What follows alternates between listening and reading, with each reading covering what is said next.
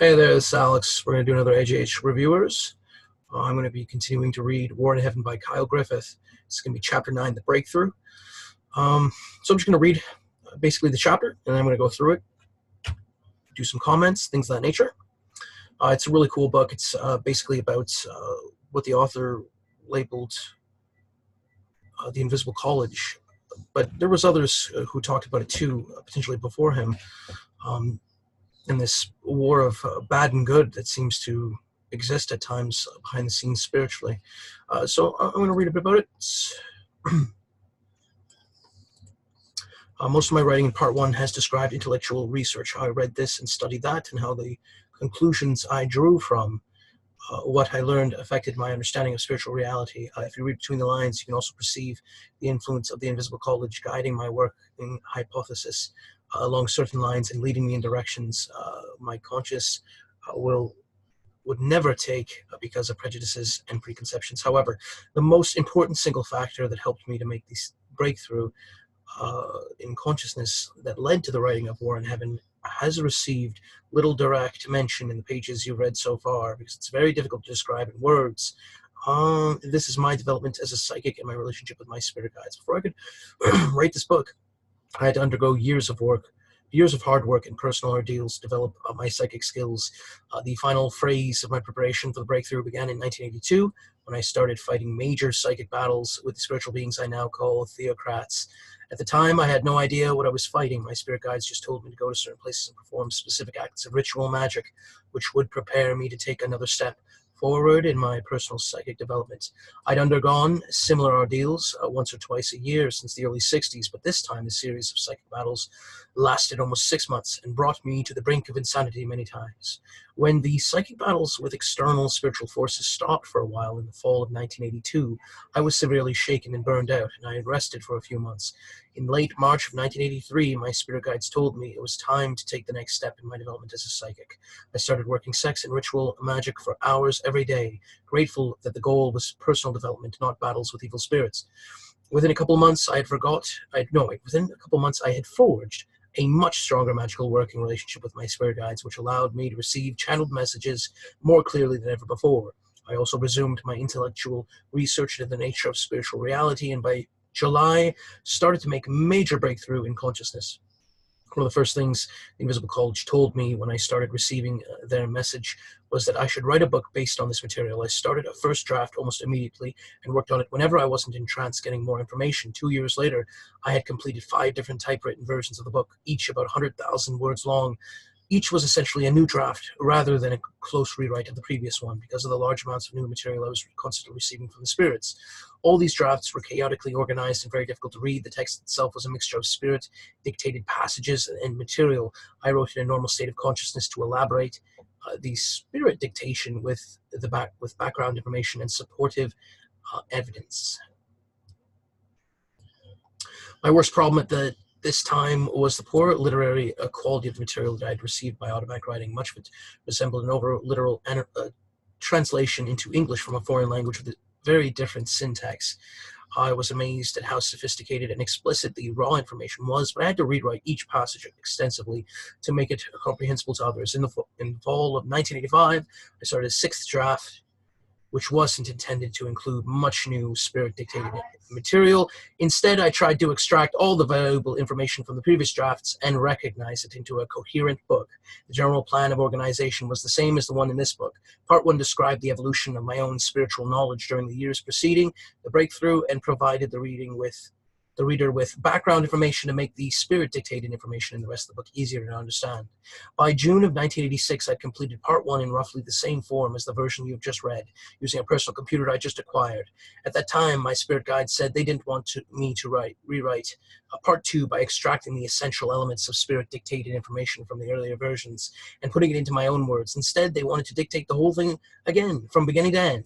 This time, the material I received by automatic writing came through in reasonably good English. Working directly on a computer keyboard seemed to bring in the telepathic signals much more clearly than working on a typewriter.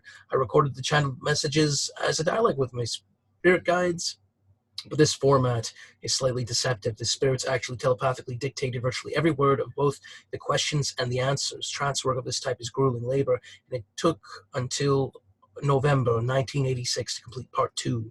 I spent the next few months revising and polishing what I'd written up to that point. On January 23rd, 1987, I received an extremely coherent piece of spirit dictation that I used as the foreword when I published the book under the title of Spiritual Revolution a couple months later.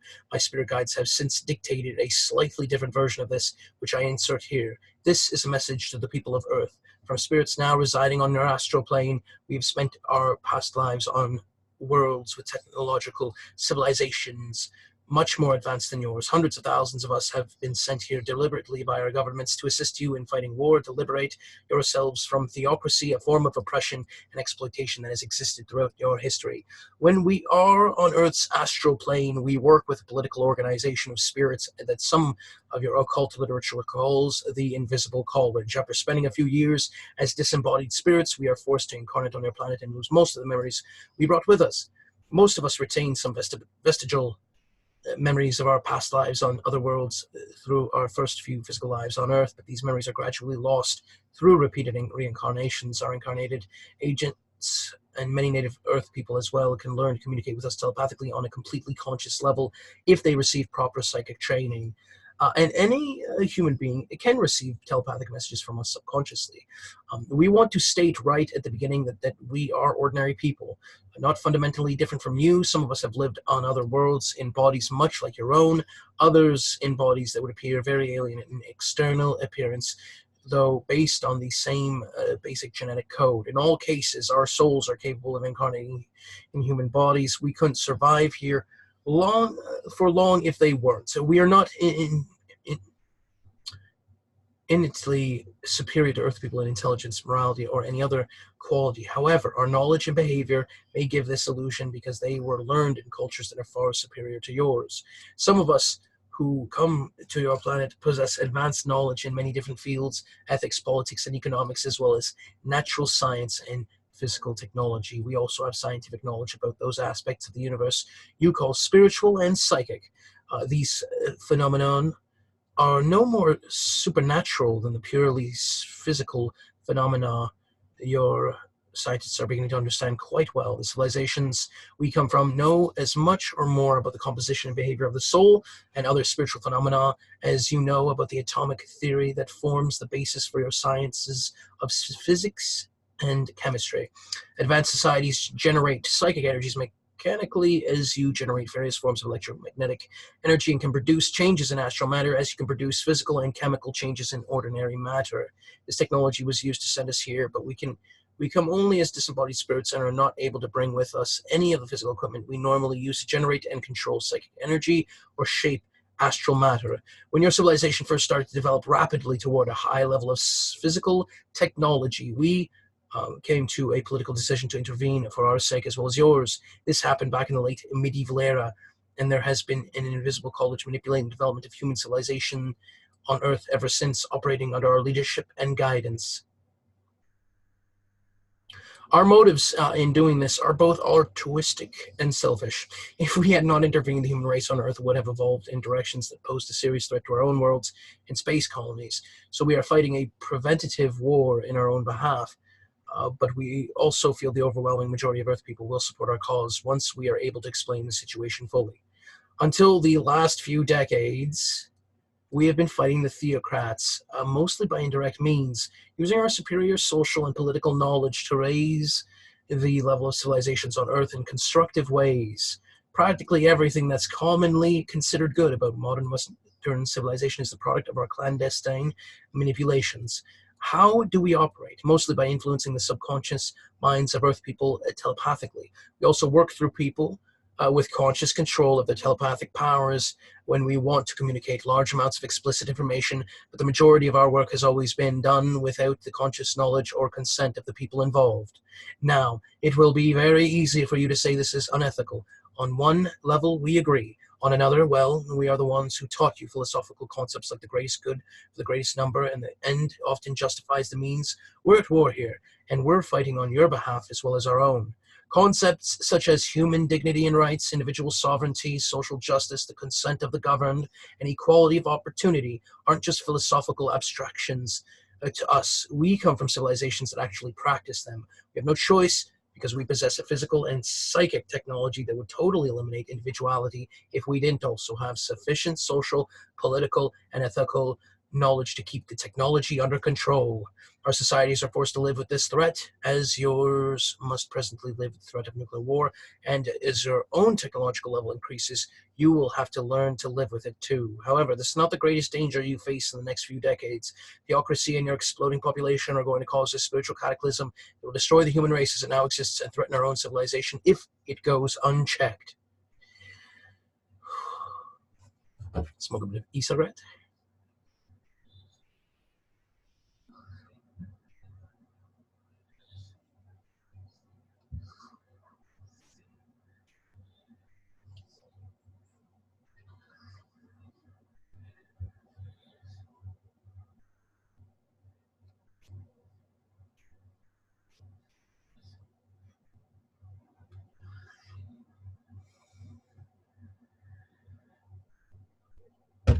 Will probably be able to avert catastrophe and guide these upheavals in constructive directions, but the fate of many Earth people will still depend on their own actions.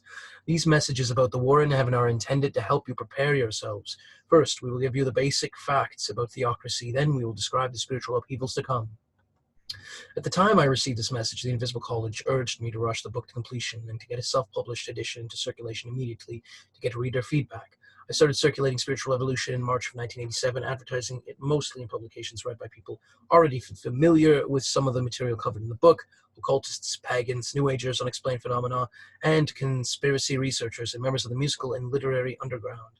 A few hundred of these people read the book, and about half wrote letters of comment. My original intention was to use the reader's criticism of the pre-publication edition to correct minor errors and omission in the text, and then put the edition on the market while I worked on a sequel. Simultaneously, I intended to publish selections of the letters of comment and my replies in a separate book or magazine in hopes of starting a subgroup of the underground press devoted to discussing spiritual revolutionary subjects. However, the reader reaction to SR made me change my mind. I needed to rewrite the book completely because most readers with inside knowledge of the subject realized that I wasn't telling all I knew. Here is a summary in my own words of the average reaction of insiders to spiritual revolution. Your thesis is probably true as far as it goes, but I can't personally accept the narrow mechanistic concept of the nature of spiritual reality that underlies it. I believe there is evidence that superhuman spiritual beings, both good ones and evil ones, actually exist, and that your description of the astral plane is not all there is to the spirit world. You deal quite adequately with religious mind control and the effect of religious and occult conspiracies on the course of history, but these are not the only forces that affect human destiny. What about mind control through the electronic media? What about the concept that human beings have a god like higher self? What about the Gaia hypothesis, which says Earth is a living, intelligent entity? What about the conflict between physical technology, which you seem to support wholeheartedly, and ecology, the ecological concern for the Earth's biosphere, which is already being seriously threatened by our present industrial civilization? What about the fact that Western civilization is privileged elite surrounded by a third world that's just a ticking population bomb ready to explode? Your book is valuable as far as it goes, but it doesn't go nearly far enough. It's bad enough that you contradict every traditional occult and religious cosmology, every major book on spiritual subjects, and most of the other channeled messages now being received, but at least your mechanistic, non-mystical cosmology is logical, and there seems to be some evidence to support it. However, you've left major questions unanswered. The book as a whole falls short of your stated goal of providing the keys to understanding the nature of spiritual reality. The plain truth is that I had already been fully aware that spiritual evolution was incomplete and oversimplified. When had I prepared the manuscript for publication, I had removed the answers to many of the questions and objections cited above simply because my spirit guides had asked me to. They brought me at the time that oversimplifying the book's thesis would make it easier for people to understand and accept. The Invisible College also wanted to find out how many people with reasonably high-level psychic skills and spiritual knowledge would use the oversimplification to make the same breakthrough I have had. And if they did, how they would react. And especially extraterrestrial spirits wanted to draw fire from the enemy. And in fact, theocratic spirits did mount direct psychic attacks against my spirit guides, but they managed to survive. Part 2 describes the basic facts about theocracy, building on the material discussed in Part 1. Part 3 will carry the story even further, presenting cosmological information not even hinted in not even hinted at in Spiritual Revolution. And this one's different. So maybe there's another book here that I'll probably, I think he might be talking about maybe one of his other books. Interesting. I'll have to look it up. Yeah, very good chapter.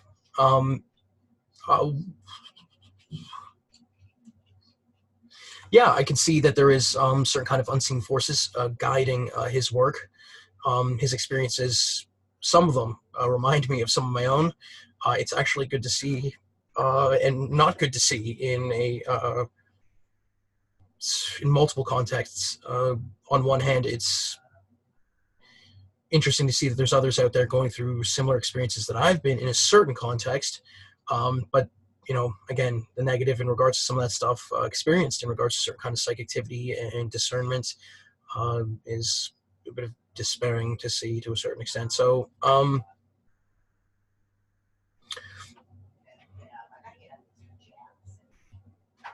he finally give you back the thing back to you? That you had dragging all over the yard? I couldn't get it off of him. let me just find it. So he talks of spirit battle.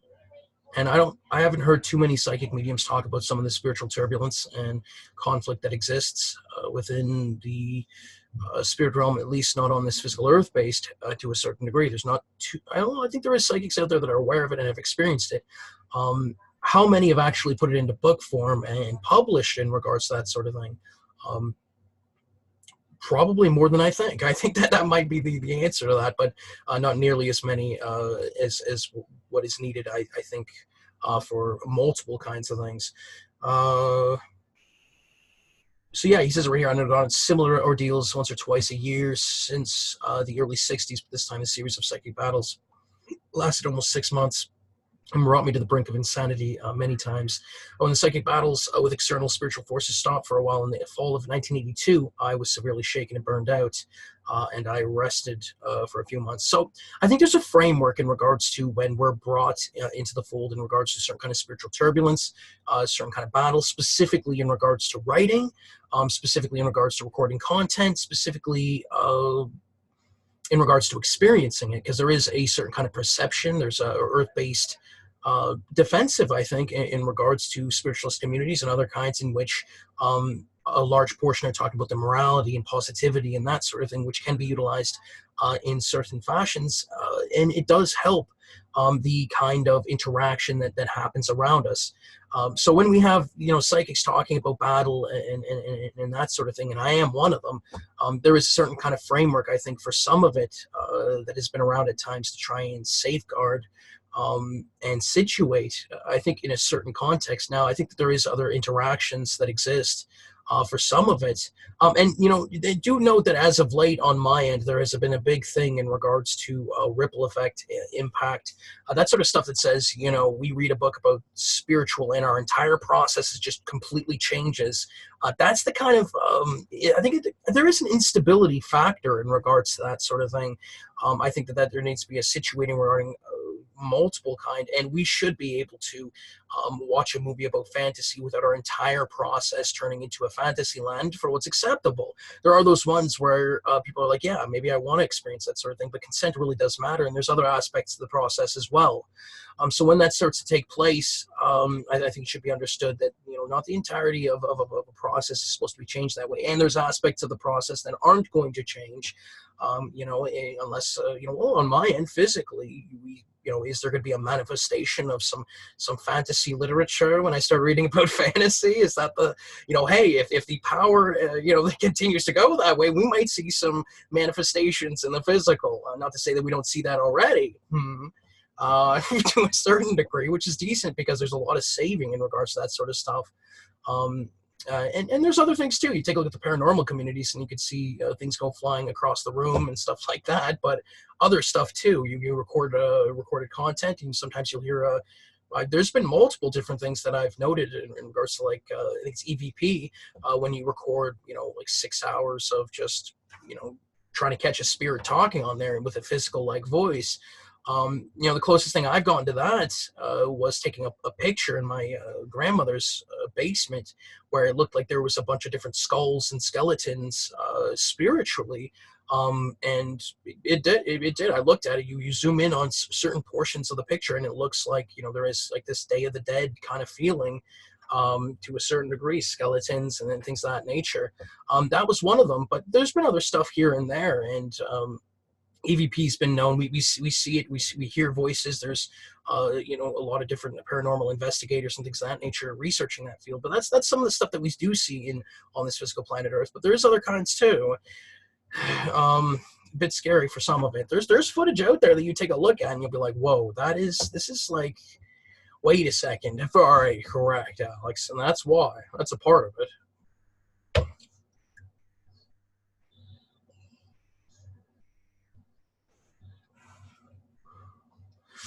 So when he talks about spiritual battle, I look at my own experiences. And in 2008, 2009, 2010, 2011, I would talk to a spiritualist who would let know of different kinds of methods in how to love from the heart center, not just in regards to feeling that way in regards to someone, but but also in understanding that there is spiritual implantation and influencing in regards to emotions. And I would discern the difference between emotion work, between feeling emotions and creating emotions. And, you know, a portion of those emotions that we feel daily is our own in a certain sense. You take a look at, you know, other kinds of ways it could be. Some of it having to do with other selves facilitating that kind of emotion in regards to other dimensional existences. That is some of it. But there's other kinds too. But, you know, I would start to note the difference between loving, you know, learning, well, creating love from the heart center and being able to do that daily, and the idea that it would raise karmic progression to that of godhood. The sort of idea that you know, the more morality you promote, you know, the higher up in progression, higher up within the light that one can ascend. It is, well, there's multiple different theories. That's one of them, but you can apply that same theory to other dimensional existences too. But I really do feel like there is there is a certain kind of natural in regards to that pertaining to original setting. And I feel like that really does matter, specifically given the circumstances of one's life upon loving. Definitely does affect that to a certain degree. But you can still do it in other ways too. They can still garner progression to such a degree as well too. In this idea, there was this idea that maybe godhood hadn't emerged yet, and since then I had sort of taken a look at certain things. And I feel like gods have emerged. I feel like there's gods in multiple kinds of fashions, and I feel like there's, well, that we can increase in progression by way of loving and promoting morality and things of that nature. But one of the things that sort of would be seen, I feel, was this let know that upon loving daily, that there is some who do oppose some of that stuff. And I feel like it's not as much as what some people are saying. I feel like there is... I feel that way. I feel like there's the teacher and how he let know of it. I don't know if there is this always... you know, this sort of mentality of certain kind trying out to get you in the spirit realm, at least not in the way he described it. And I think that he feels that way to a certain degree in the spirit. I'm fairly certain that he would say, okay, so it's not that like, I think he would label it a different way, that there is opposition, but it's not necessarily what he thought it was. Because even within the context of how he labeled it, I think that he doesn't fully know the extent of some of it. And if he did, I think that doesn't excuse it. I think that if he, you know, when he sees it, he's going to be like, no, that is, but you know, that's another matter, and that's another thing, and people go and approach it in many different ways. We'll see how he approaches it, because, but I feel like it does matter. It's that sort of thing that says already there, there's certain kind of already an idea that there's certain kind of opposition at times, you know, certain kind of spirit. But later on in 2015, when I have Psychic Awakening, there'd be this sort of thing where, you know, gods are clashing in the sky, and there's all these, you know, there's this villain who's attacking the realm, and, you know, all this sort of, you know, story stuff going on. That's amazing and fantastic and scary and terrifying. I mean, that goes first: terrifying, scary, amazing, and awesome. I mean, yeah. And at the time, it wasn't as awesome as I thought it was. I mean, maybe for other selves, or, you know, life utilization family, you know, that sort of thing, maybe it was decent. But for me, it was scary. It was 1 year of just, you know, I became psychic for 4 months. I talked about spirit guides and things like that. basically just talking with the spirit and then learning about it. Not even, well, learning about it here and there, but really talking about conversation. And then upon learning certain kinds of things in regards to trusting, there was a certain spirit around me that I think freaked out and just started deploying like all this sort of story stuff. And then all of a sudden for a year there, I didn't write down the psychic activity like I should have, but rather was in this sort of like, well, it kind of reminded me of what I think certain spirit are facilitating in regards to mental illness communities to a certain extent. So we sort of went through it, and it really did help. I'm not going to lie, that it helped at times. There is a certain thing where I take a look and I think that, yeah, it did help in a certain regard.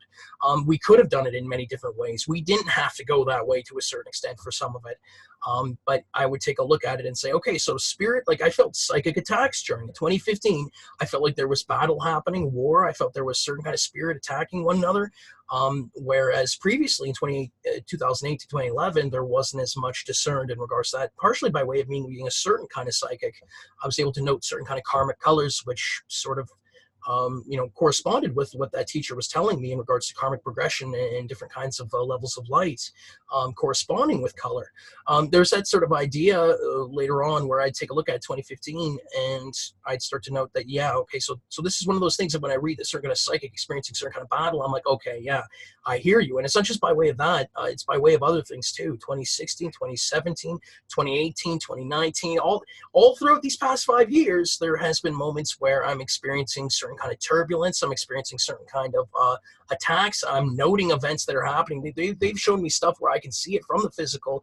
And this is some of the stuff that I can see, certain kind of energy levels at times, seeing like there looks like one side, a large amount of spirits, and on the other, another large amount of spirits, and they're ready to go at it. And there's been conflict. There's been stuff where just like you wouldn't even notice in regards to some of the conflict. Some of the conflict, you wouldn't even note some of the spiritual conflict happening around you. Certain spirits get out of the vicinity and just like a bunch of spirits come through, just walking right through, not walking right through, charging through, and just causing damage and a whole bunch of other things, and you wouldn't even feel it that way because of the, as I've experienced psychic activity, there's been times where I've experienced battle, and then all of a sudden the psychic energies get feng shui to not reflect that battle's taking place, letting me know that just because you don't feel that there's battle taking place, doesn't mean that it doesn't necessarily happen. And we need to be realistic in regards to some of this stuff. There is a certain kind of thing like that where people are noting certain kind of experiences. There's frameworks like that on Earth based in regards to some of those notings. There is a framework in regards to certain spirit who are spirit and physicals emerging in regards to letting know of some of that stuff. You talk about ripple effect, that would be one of those things that some of those systems try to facilitate and help in certain regards, so that Earth-based isn't going to be damaged from letting know of some of that stuff. Now, just because I have let know of it doesn't mean that there's not a lot of positivity invoked, because there is a lot of positivity. There's entire advocations, disclaimers, testifications, and things of that nature, other kinds of informational placements, and even other kinds of things in regards to facilitating positivity to counteract, a certain kind. But, we can also facilitate other kinds too. It doesn't necessarily just have to be about positive or morality. There's also other ways to be able to facilitate negative and immorality in a certain kind of context. Again, if some considers certain kinds of violent video games and that sort of stuff to be immoral at times, I think that there's other kinds that do not consider it to be. I play violent video games. I'd be like, I don't know if I consider this to be immoral, but if somebody wanted to consider it immoral in regards to upon playing it and facilitating a certain kind of culture, I think that that's a decent alternative, specifically if there is things taking place that's way worse, that we could rather just facilitate that way in certain manners. So yeah, he talks about battle, and it's been, on my end too. It's been 5 years, 5 years, no, 4 years, no, about 5 years, 5 years. That's the truth. And it's just, it just a couple days ago, it's been today. I go earlier today upon when I was like, this is the case of this. It's that kind of stuff that's been happening. And, yeah, it's difficult. I don't mean to affect certain things. I and others from its guides are advocating for the safeguards that AJH need in regards to smart education, etc. Women's guides pertaining to Kyle Griffith in the moments that AJH need to be displayed. Where AJH need the way AJH need, if need be. Well, I say if need be. All right, if need be. Okay. So, anyway, and it's interesting that he went through this in the 80s to a certain degree, because that's one of those things. I mean, looking at time frames when certain psychics experience certain things, it's one of those things. All right, well, that was the thing of this. I've already looked at the past and sort of discerned that there is spiritual battle that takes place in a certain context. I don't even think I need to see psychic information that says that for what's acceptable to be able to discern that by way of knowing that influencing manipulation happens in regards to emotions, energies, actions, and things of that nature, and looking at the violence at times that has existed on this earth-based, it tells me that there has been spiritual battle behind the scenes, and at least manipulation and influencing in regards to physicals going to battle and stuff like that. Yeah, you take a look at it, and it is one of those to a certain extent. I'm interested to see what he did with those 100,000 word long, like he had like 4 or 5 drafts, each about 100,000 words long. I'm wondering what he did with that content to a certain degree, because some of the stuff that I write down in regards to what he said right here, he said my worst problem at this time was the poor literary quality of the material that I received by automatic writing. Interestingly enough, much of it resembled an over literal translation into English from a foreign language with a very different syntax. I was amazed at how sophisticated and explicit the raw information was, but I had to rewrite each passage extensively to make it comprehensible to others. At times, in regards to my own writing, there is elements of that where I'm getting information. I just write it down in a certain fashion where you have to rewrite it to be a certain kind of legible, a certain kind of interest, a certain kind. In a certain manner, but there is at times, and I think one of the difficulties has been the behind the scenes information placement and action attachment in regards to certain kinds of things, and his probably totally different than mine, because again, he had that 6 months thing, and he was also doing I think there is power within ritual. I think that is decent. I think that's one of those things that some people might look at and say, I think there's an underestimation that I really feel that there is power within that sort of stuff. Alchemy, potions, charms, Alakazam, all that sort of stuff, occult, all those sort of rituals, magic. There is power within magic. There is such a thing as magic. It exists. And I think that there is an underestimation in regards to certain kind, like spell work. The spell work exists. There is a lot of decency in regards to. There's a lot of power. Well, there is power within, to a certain degree.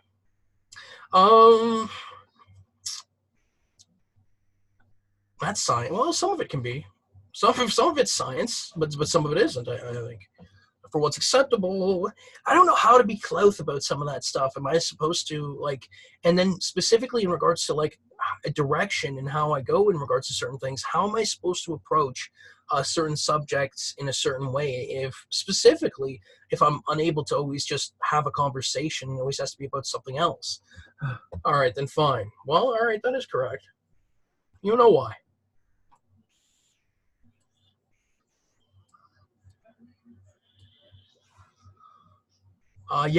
He talks about phenomena that are no more supernatural than the purely physical phenomena that neuroscientists are beginning to understand quite well. The civilization we come from, the civilizations we come from know as much or more about the composition and behavior of the soul and other spiritual phenomena as you know about the atomic theory. It forms the basis of your sciences of physics and chemistry. It's connected.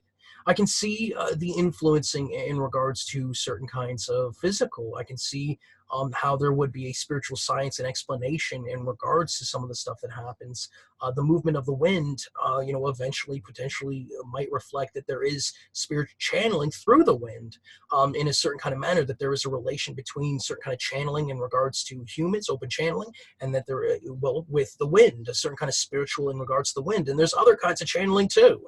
It's not just wind, wind channeling, is that what we can call it? There is something like that. And, it's this kind of information that in certain kind of communities exists that should be written down and made into books to a certain degree. And as much as possible, that Leno saying that just because I'm making this into a book, shouldn't be causing certain things to have happen that we don't necessarily want to have happen, that we should be able to write down scientific knowledge and notings in regards to spiritual happenings and psychic activity. There's spiritual pioneers exist in regards to, and you can take a look at the physical in regards to that. All the famous in the past that came up with all the stuff that we know now. When they were some of them were laughed at. It wasn't really as much of a laughing matter, however long it was, sometimes within their lifetime. All that sort of stuff matters, and there is that sort of thing in regards to the spiritual that some are still having difficulty understanding, but not really. I mean, not really at all. I mean, again, you have that link, the near-death experience research, but there's other ones too, outer body experience research, you have dream research, you have past life regression. All four of those there is a validity in regards to when people speak about that. Even the common person, you talk about past lives, and some people are like, yeah, man, I want to hear about some past lives. This is the case of this. It's the real truth. There's an interest in regards to it. It's beautiful. It's desirable to understand where one comes from, to understand who we were before, in a certain sense. But you think about outer body experiences, sure, you could see the other dimensional overlaps around you, flying in the air, having magical abilities, dreams. You ever have, certain kinds of ones where you're flying, where you're doing, other kinds of stuff? Imagine that you're interacting with spiritual in regards to those dreams. Imagine that someone's incarnate in regards to a certain kind of dream form and is talking to you in that dream. Some people look at it like it's just imagery, but imagine that there is really stuff in regards to that, because I feel that there is. And again, you go to the near-death experience research, and that's one of those ones that's telling us what exists within the afterlife, what exactly it is that some of us might experience for some of it. I think that some of it is letting know of some of the afterlife that exists. Again, upon passing on for real, rather than being resuscitated, I think that there might be a different experience. Again, someone who sees a certain kind of hellish plane, maybe that's to kickstart a certain kind of life path to say, hey, you could do something different or go a different path. All of a sudden you pass on 50, 10, 20, 30, 40 years later, and you take a look at it, you say, yeah, that changed my life and it changed it for the better. And that's what it, for some of it, but also you notice certain kind of existence that exists to a certain degree for some of it. Again, well, you don't like that kind of defense. There's an open channeling spirit. Some of it, not really. Because it's hurt me at times. That's basically what it did. Yeah, you put a certain group of spirits over on the ass end of whatever that it is. And in regards to some of it, it's like, I'm glad there's a bunch protected, but there is also some who aren't protected from some of it. And there's been an aggressive utilization regarding it, but I think it has less to do with some of the defense and more to do with something else. All right, then fine. Well, okay. Which, well, okay, some of it. And that is the case of this. You don't know why. People think you're him. You don't know why. You are him. That's what they say. That's why. See, and this is why I want to go that path. That's how I feel about it. Well, okay. And that's what's crap about it, is that I'm understanding that while I'm living my life now. And I've let know about it a bunch of times. I'm going to continue to let know about it a bunch of times. You know what it's like to cut out that's the difficulty. And it does, it hurts. It really does. When you go that path and you sort of cut out that dimensional, try to say that his life doesn't pertain to his own during his lifetime, it kind of cheeses McCheesemo. All right, kind of cheeses McCheesemo. Say, all right. Anyway, sorry, interjecting here. There was a certain kind of spiritual conversation taking place about something earlier. I didn't mean to upset. Okay, so I do want to say something on this. They said that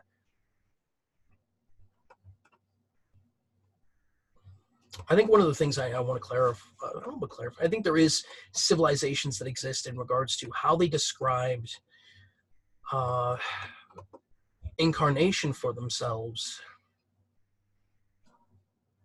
Most of us retain some vestigial memories of our past lives on other worlds through our first few physical lives on Earth, but these memories are gradually lost through repeated incarnations. Our incarnated agents and many native people as well can learn to communicate with us telepathically on a completely conscious level if they receive proper psychic training, and any human being can receive telepathic messages from us subconsciously.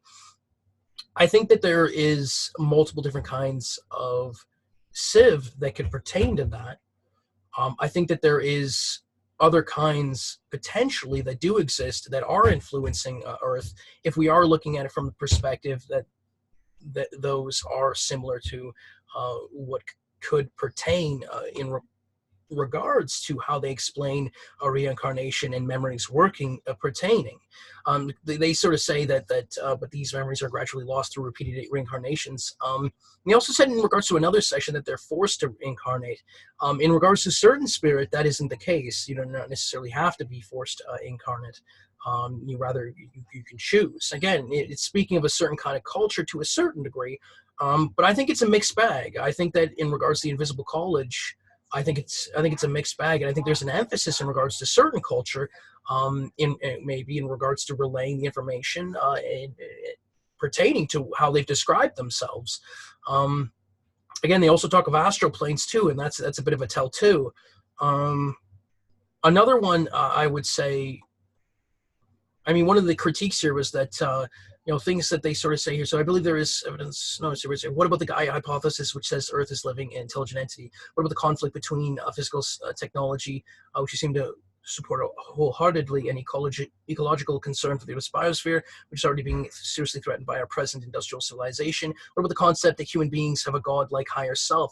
I think all three are important. The latter, the first one and the third one, I've godlike higher self and Gaia hypothesis pertain to Earth as a living intelligent entity. I think both are true. And I think that maybe I think he probably did answer some of it. He probably might have agreed with some of those questionings too, I think. I know I felt energies from Earth. When I step on Earth, I can feel an exchange happening. I can feel, multiple different kinds of energies. I've spoken communication while standing on Earth's side. So me speaking through an overlap on my physical body and then receiving a response through an overlap on Earth's surface, that sort of thing. And again, spiritual entities can influence that sort of thing on my end to make it seem that that's the case. But I think that there's also that sort of one that says that was coming from Earth, and that is the true. Again, higher selves, we've talked about other dimensional selves, higher selves, lower selves, and multiple other kinds too. I do believe there are ones that are God-like in multiple kinds of manners. There might be a certain kind of God spark far back in God spark lineage where you see a God spark that can look at a percentage of Earth and say that is me in a certain sense to a certain degree. But there is, the scary thing about that is that there's some on other sides of the line where they say it and we look, you know what I'm talking about, and it's difficult to describe, but I think that there is a lot of good within the world, a lot of positivity, a lot of morality, and I think that that is a decent in regards to letting know that there is, some of the reality of the situation regarding that is taking place. And I think we need to have, and we do have safeguards to deal with that sort of thing.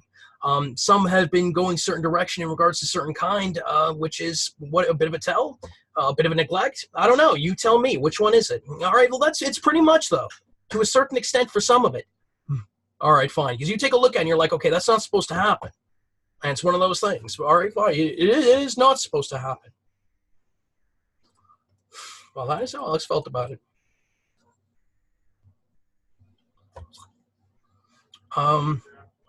And I do feel like this good versus bad, I think there is this theme. I think this theme is embedded in regards to certain kind of culture, in regards to certain kind of conflict. But I also think there's other concepts embedded in that kind of theme as well, too. You'll see a good versus bad, but then there's certain kind of concept themes on either side. It's a tell for some, but also other times not so. And I do feel that there's more gray area. I think one of the things that's sort of described in this book is this one versus the other kind of mentality, when there is more of a gray area than what some would have thought. I mean, you take a look at some of it and you'd be like, okay, so why are these two good groups over here fighting? There's more than just two factions, but they certainly can, some can label a certain way with certain kind of conflict management styles, that sort of stuff that says that a certain kind can create a battle once a month to finish a certain kind of warfare instead of just having that warfare outright happen. That's the kind of stuff that could take place where, you see a war get dragged out for another 1,000, 100,000, whatever the heck it is, years, and where you can facilitate a certain amount of peace in a certain context.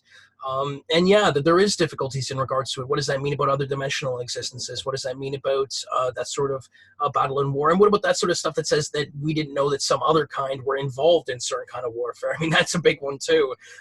So, on either side, I see it. I see, that there is that sort of thing that exists where I think some would want that warfare to be done to a certain extent, but rather we see it happen in a certain kind of context. You can have certain kind of spirits that you're at war with and live peaceful for them, peace with them in a certain kind of fashion. But then, if it seeps through, if we start to see peace systems being utilized in negative fashion, if we start to see these certain interactions take place where it does look like we're, fighting or battling, and we're not supposed to be looking that way because we're, going through a certain system, and it speaks to something. It speaks that it's escalated beyond a certain point, supposedly, where then maybe something else has to take place. All right, but what happens if there's only a handful of people? Yeah, well, that's also it, is that some are trying to label a certain kind of perception in regards to how certain planets are treating their own people. But, I've, as one of those people that some are taking a look at in that sort of context, I've seen how certain kind treat me. And I think it has less to do maybe with certain kind of planets and people's treating it that way, but rather another outside external force trying to label it that way. And there's been those ones where I've sort of noticed that on my end. Again, where maybe later on, it's like, did you really like how Earth treated you and that sort of thing? And at times, for some of it, not really. But, this kind of stuff that people labeled wasn't true for some of it. There was a large portion that was just hogwash. At the end of the day, it kind of does look more like something else. And that's part of the unraveling in regards to some of that stuff. And, what does that speak about something else? You don't know why. And there's also the juggling of other dimensional too. It's not just dealing with one dimensional for some, one dimensional, for example, like dealing with the physical. It's not just like, okay, all the physical's happy. And then what does that cause? All right, okay, fine.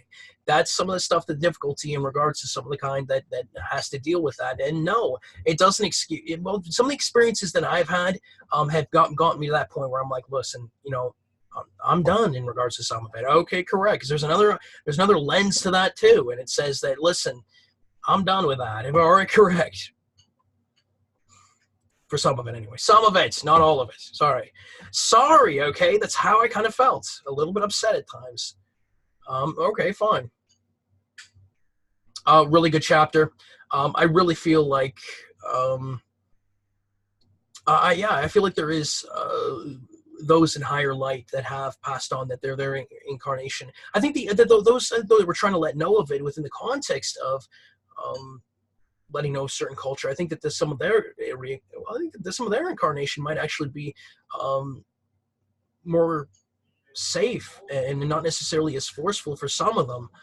Maybe a better quality of life. I don't know. It's not meant that way, but I don't know. Sometimes there is that sort of thing, and I think that there is safeguards in regards to writings. I don't know if it was having. I don't think it's that, but I don't know. I just wish maybe that there was. But I think that there is higher spirit that are there's multiple ways to incarnate. I don't think that it's always this reincarnation cycle. I don't know if I fully believe that it's that, but for some I think it is, and it scares me because incarnation kind of scares me to a certain extent. It's a bit of a beast at times, and I just feel a certain way. I mean, if I was to traverse to certain dimensional existences, I would want to traverse from the original light or from the light existences. That means Prakasha Nida, as well as the setting that means Prakasha Nida. It's one of those ones where I don't know if I'd want to do a certain kind of incarnation again, based upon some of my experiences thus far. But I don't know if it was as bad as what some people said, but I sure as heck don't think it's as good as some people said either. Clarifications.